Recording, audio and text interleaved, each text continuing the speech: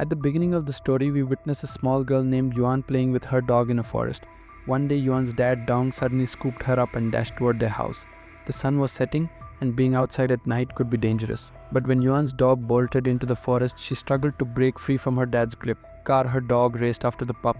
With no choice left, NG had to follow Yuan. As she chased after her dog, they ventured deeper into the woods. There, Yuan spotted a gigantic plant wrapped in twisting vines, pulsating like a heartbeat.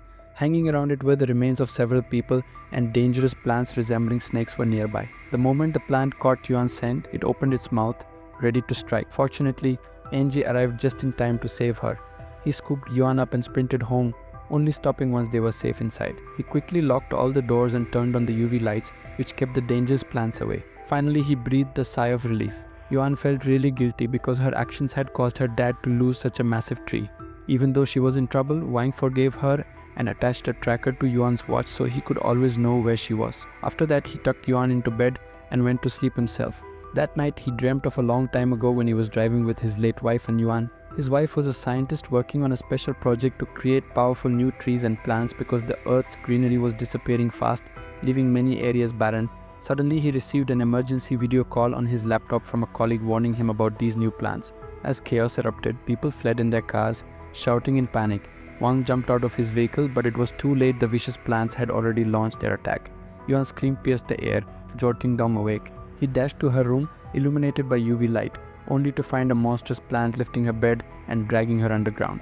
Remembering the tracker in Yuan's watch, he quickly packed his bag and set off to find her. Following the signal, he reached an old building where Yuan was trapped, surrounded by menacing plants. She fought back with her UV torch, but its battery was fading. Dong hurled his torch to her, drawing the plant's attention. Thinking quickly, he smashed a window, flooding the room with sunlight, causing the plants to retreat as Yuan collapsed from exhaustion. In a moment of despair, Yang found himself ensnared by the creeping vines, while Yuan struggled to save him. Just when hope seemed lost, a group of soldiers burst in, bravely confronting the plants, but their weapons barely held them at bay. One soldier wrestled with a malfunctioning UV device, but Kang, regaining consciousness, swiftly repaired it.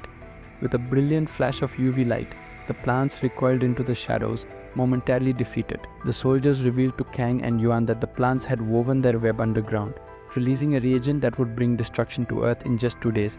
These joint forces soldiers were on a mission to locate a device capable of eradicating all plants to save humanity. They were in a former research center, now overrun by plant terror, where they soon discovered the reagent device needed for the task. After notifying headquarters, they prepared to transport the reagent to a launch station to target the plant's roots. With 140 devices worldwide, they needed to activate them all at once. Yang felt uneasy about the plan, but chaos erupted when a plant burst through the ground, shattering the UV device and destroying 4 plants instantly. Darkness fell, and they managed to break through the walls for light.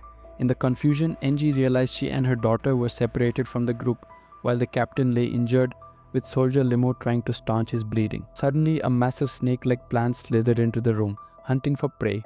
NG grabbed an iron rod to defend herself, but Limo intervened, knowing the plant hunted by sound.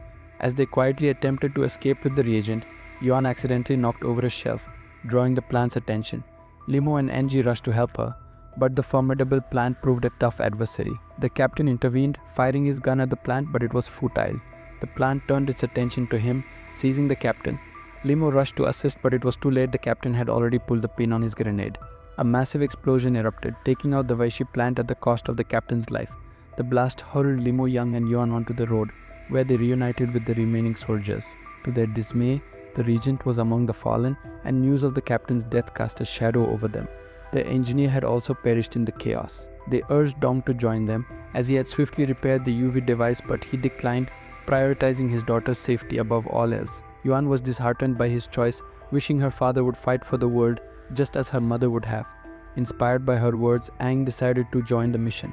As they navigated the city, a signal crackled through, uttering just 2 words: green tide. Suddenly the ground split and buildings crumbled. Their group sprinted away, but the green tide emerged, ready to attack. The green tide surged like a colossal wave of plants towering over skyscrapers.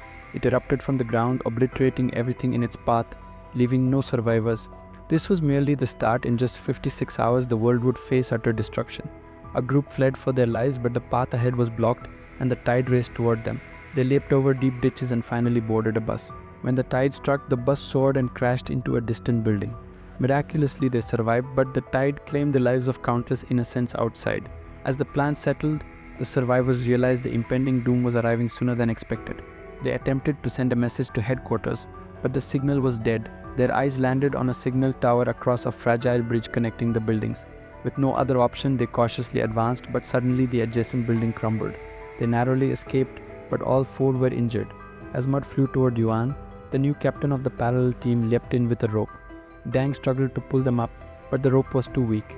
In a heroic act, the captain sacrificed himself for Yuan. With his death, Limo took command. Dang managed to pull Yuan up, but the bridge was on the brink of collapse. The soldiers rushed inside the building just as Yuan joined them with Yuan. Dang repaired the signal tower, enabling Limo to connect with 140 global groups. They received alarming news: a devastating green tide would strike Earth in just 56 hours, with the attack commencing in 4. The routes they aimed to target were shielded by a special membrane, rendering their initial plan ineffective. They needed to pinpoint a weak spot in the membrane to destroy the route network, but no one knew where that was. With countless soldiers already lost, Hung rallied the remaining troops with a powerful speech. Despite a mere 0.003 chance of success, all 140 groups committed to the mission. Lim and his team arrived at the launch station, ready to deploy reagents to the ground. Unbeknownst to them, danger loomed nearby as a formidable weapon awaited. The tide was closing in, and the membrane was hindering their progress. As morale waned, Dung suddenly had a breakthrough idea. He mentioned that the launch station's power comes from the geothermal energy of the nearby volcano. If they block all the hot lava tunnels, the lava will collect in one spot and could easily destroy the protective layer beneath the ground.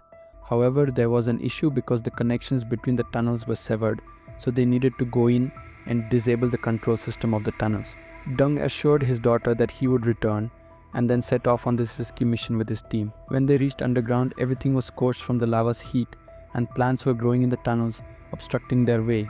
As they tried to push forward, NG got hurt. One of his teammates detonated a bomb to clear the path, sacrificing himself in the process. Lim and NG had no time to mourn, so they pressed on with the bomb. Soon they encountered a door and Lim was asked to open it. While Lim searched for a way, NG secretly unlocked the door and went through, locking it behind him. Lim realized NG was willing to risk his life, so she urged him to come back, but he was determined. He told Lim to look after Yuan and continued on. Meanwhile, the ground above them began to crack as a massive green tide emerged, signaling that the moment had arrived. NG, despite his injured leg, kept moving forward when debris started to fall from above. Unable to walk, he crawled with the bomb until he finally reached the control system and communicated with the rest of the army. Meanwhile, Yuan realized her father was prepared to sacrifice himself to save the world, and she began to cry, pleading for him to return. The intense heat caused the safety membrane of the plants to melt.